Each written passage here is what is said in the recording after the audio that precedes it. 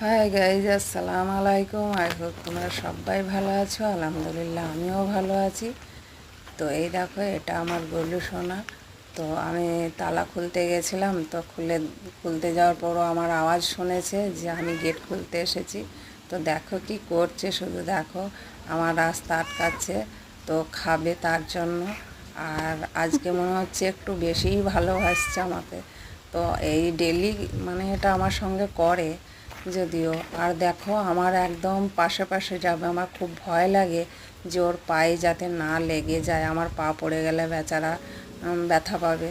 তার জন্য আমি খুব সাবধানে যাই। দেখো, আমি এদিক ওদিক করছি, ও কিন্তু সেই, আমি যেহেতু ওর পায়ে না লাগে তার জন্য আমি সাইড হয়ে যেতে চাই, তাহলে দেখো আবার সে ওই দিকেই যাবে। আর দেখো কি করছে, দেখো ও কিন্তু এত ভালো। ওকে আমি একটা জিনিস লক্ষ্য করেছি, তোমরা দেখো, যে ও কিন্তু আমার পায়ে কোনো দিন আঁচড় মারেনি।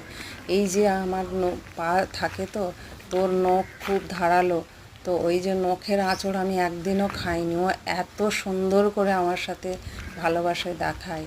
তো খুবই ভালোবাসে, আর আমিও ওকে খুব ভালোবাসি। তো আমি যে ওকে এত ভালোবাসি আর ওর রিপ্লাইটা এত সুন্দর, দেখো তোমরা নিজের চোখে দেখে নাও। আমি তার জন্য ভিডিওটা তোমাদেরকে দিলাম।